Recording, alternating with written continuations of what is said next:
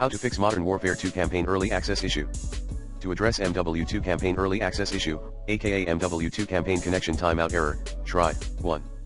Backup, delete and reinstall the add-ons for the early access campaign content. 2.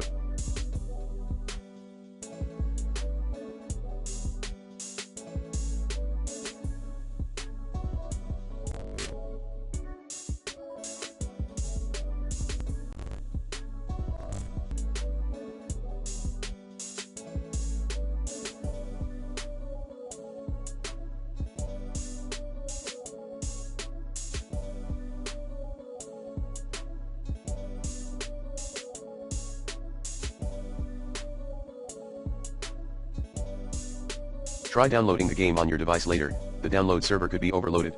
3. Follow MW2 support team for any updates.